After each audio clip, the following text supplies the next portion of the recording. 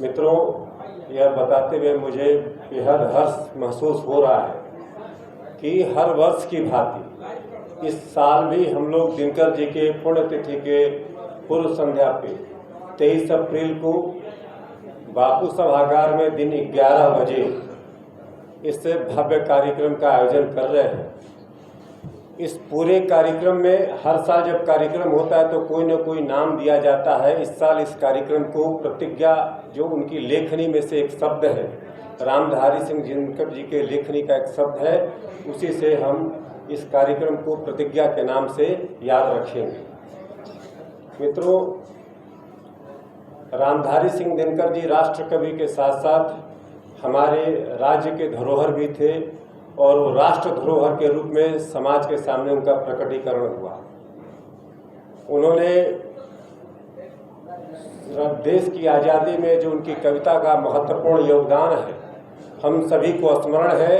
कोई भी ऐसा आंदोलन नहीं या कोई भी देश के कोई भी सदन जब भी चलता हो तो दिनकर की कविताओं को पढ़े बगैर, खास करके पक्ष तो पक्ष, विपक्ष भी उनके कविताओं को बारंबार दोहराता है और अपनी बात को प्रगाढ़ता से रख पाने में सफलता प्राप्त करता है।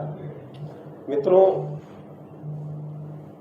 दिनकर शोध संस्थान इस कार्यक्रम के माध्यम से समाज में जिन व्यक्तियों का विशिष्ट योगदान रहा है, जैसे अपने योगदान में शिक्षा के जगत में जिसने अपना योगदान दिया हो, जिसकी कोई बड़ी उपलब्धि रही हो, जो सामान्य परिवेश से आकर के और एक बड़ी दिशा देने में कामयाब हुआ हो, वैसा व्यक्तित्व जिसने समाज और राष्ट्र को नई राह दिखाने का जिम्मेवारी उठाया हो, वैसे तमाम लोगों को हम सम्मानित भी करते हैं। और तकरीबन हर साल हम लोग 10 वैसे एंटरप्रेन्योर और समाज में अपने योगदान देने वाले लोगों को भी सम्मानित करते आए हैं।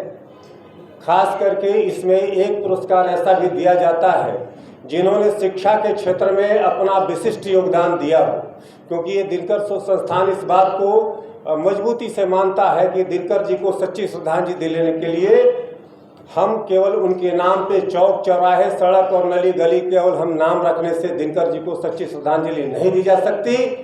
हमें उनके नाम पे एक अंतर्राष्ट्रीय विश्वविद्यालय होना चाहिए। इस बात को हमारे सारे सदस्य और जिनके बीच में भी विषय रखते हैं उस बात से प्रभावित होकर के उनकी भी सहमति हमें प्राप्त होती है। वैसे विशिष्ट लोगों को हम लेकर के चल रहे हैं। समाज में उन इंटरप्रेन्योर को दिनकर पुरस्कार और एक व्यक्ति को जिनका शिक्षा के क्षेत्र में विशिष्ट योगदान होता है, वैसे व्यक्ति को दिनकर सरस्वती पुरस्कार से सम्मानित करते हैं। और जब आप उस सभागार में आएंगे तो आपको एहसास होगा कि दिनकर की इस आवाज़ को कितनी पुरजोर तरीके से वो आवाज़ बुलंद करते हैं।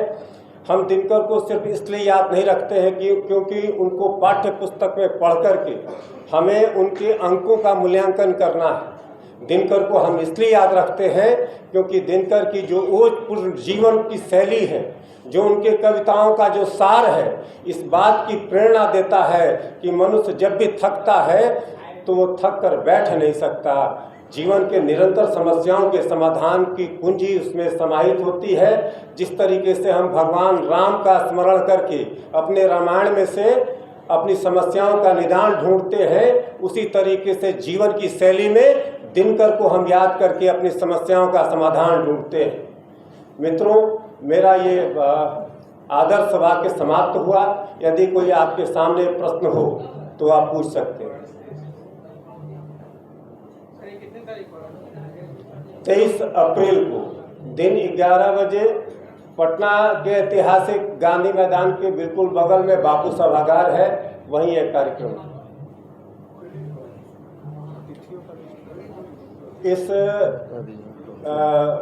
पूरे कार्यक्रम में हमारे प्रदेश के अति सम्मानित अध्यक्ष सम्राट चौधरी जी, हमारे वरिष्ठतम नेता माननीय नित्यानंद राय जी, आर.के. सिंह जी, मंगल पांडे जी, नितिन नवीन जी, ऐसे सभी सारे राज्य और देश के प्रबुद्ध जन वहाँ उपस्थित रहेंगे। उसके साथ साथ यूनिवर्सिटी के तमाम प्रोफेसर, चिकित्सा वर्ग के तमाम चिकित्सक और वकालत के क्षेत्रों से अधिवक्ता के कई अधिवक्ता समाज के वो पुरोधा जो इस समाज को नई दिशा देते रहे हैं, वैसे लोग भी वहाँ उपस्थित रहेंगे। और आज के इस कार्यक्रम में हमारे साथ सभी वर्गों के लोग, आप इस मंच की पूरी रूपरेखा को देखें तो हर वर्ग के लोग इसमें समाहित हैं। जो अपराध हम निरंतर करते आए हैं उसका ये खंडन है कि हमने अपने महापुरुषों को जाति और वर्ग में बांटने का जो अपराध किया है, उस अपराध बोध से मुक्ति चाहने के लिए आप इस मंच का समीकरण देखें। आदरणीय सुबोध पासवान जी चंद मिनटों में आने वाले, उनको विलम्ब हो गया। हमारे सभी साथी, हम सभी लोग, निशांत जी आने वाले थे, जी श्रीवास्तव जी थे,